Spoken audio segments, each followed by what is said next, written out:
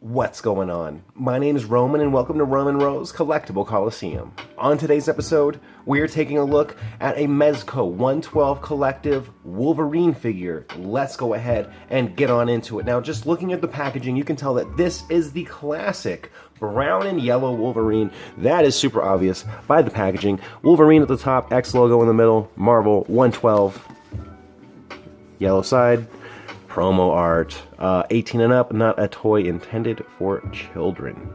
112 scale collectible figure featuring intricate tailored costuming and over 30 points of articulation. We got 6 interchangeable hands, which is a little bit weak, an alternate head, Muramasa blade and sheath, and a 112 collective display base and adjustable posing post, as well as some action shots of the Wolverine.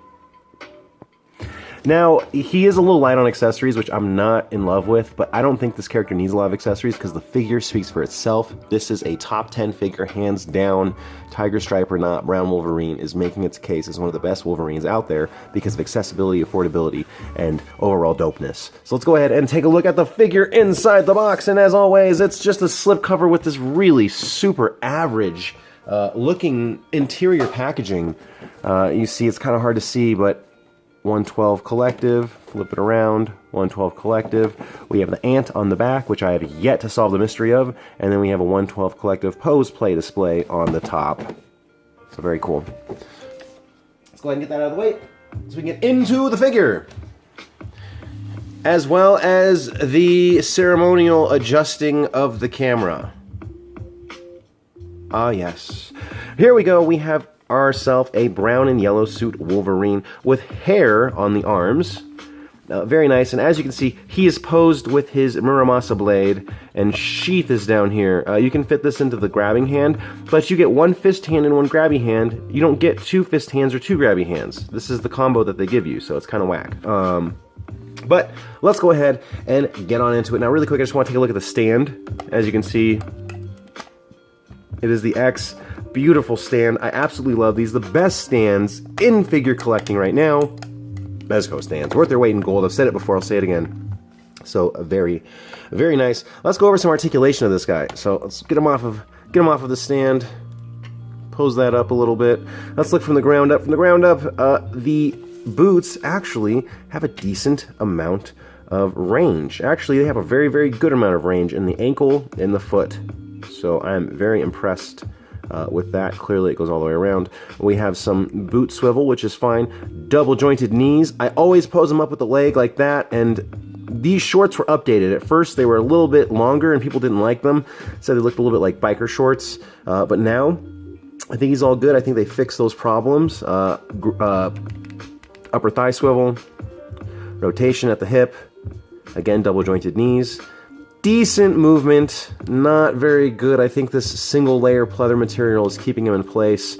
Ab crunch is alright. Really, just the overall look of the figure is beautiful enough to make up for some of the downfalls like accessories and lack of posability. Not lack of posability, just he's not Spider-Man.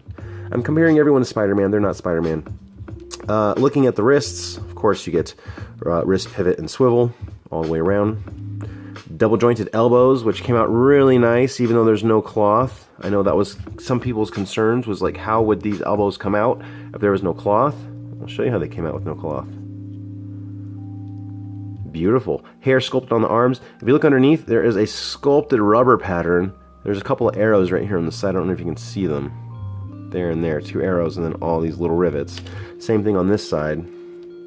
All these little rivets. You see what I did here? I just popped both shoulder pads off. This is something I want to talk about because Mezco are geniuses with this. They made the shoulder pads able to pop off instead of, you know, you pose it up and you break it. They just pop on and off. Super easy. So I'm actually glad that that happened because I think that that is a huge advantage, as well as the updated wrist pegs. Updated wrist pegs to me are the thing that keeps me buying Mezco. So you saw the articulation for the arm. Now the shoulder, upper bicep swivel, pretty decent articulation. You know, nothing to write home about. It's the same as your average figures, but as you see, the more you go up, you're just gonna pop that right off. So it just pops off, it doesn't break, and that's why I appreciate it, because it's interchangeable piece. If you have other Wolverine, you can pop those shoulder pads on. It doesn't look very good because it doesn't match, but that's not what we're talking about. He is equipped with his Muramasa blade, which is red. You know, it's hard to see, but this thing is like blood red. It's beautiful. It comes with a sheath.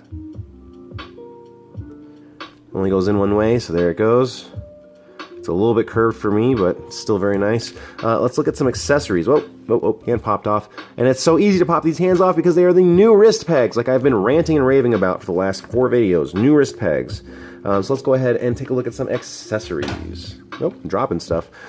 Here we have our Mezco accessory bag for Wolverine. Let's see what is inside. Now, attached to him is his, I want to say like calm face sculpt, an open hand, and a closed fist, which is the pair, because it does not come with a second open hand or a second closed fist. So that's one pair of hands.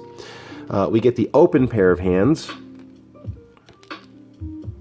And then, of course, we get the claw hands, which are the hands I'm going to attach right now. Super easy with these new pegs. I'm so glad that they changed up their peg system because I had a peg snap on me. I got rid of the figure. It was a glow-in-the-dark Space Ghost. You'll never see it because I never did a video on it.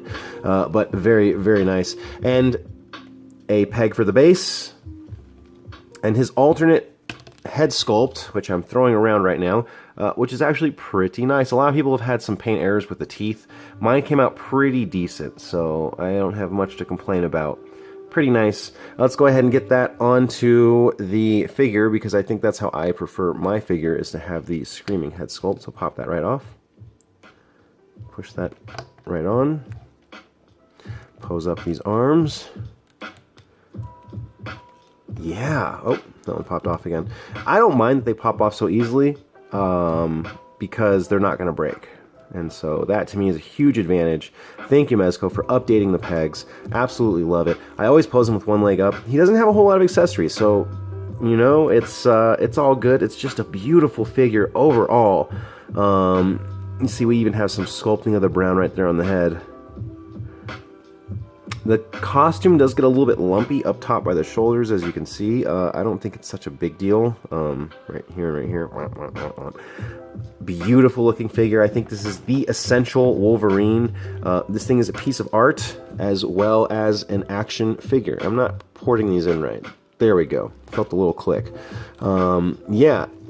For what he is, he's super posable. I absolutely love this figure. If you have not picked up a Mezco yet, I suggest maybe starting with this guy.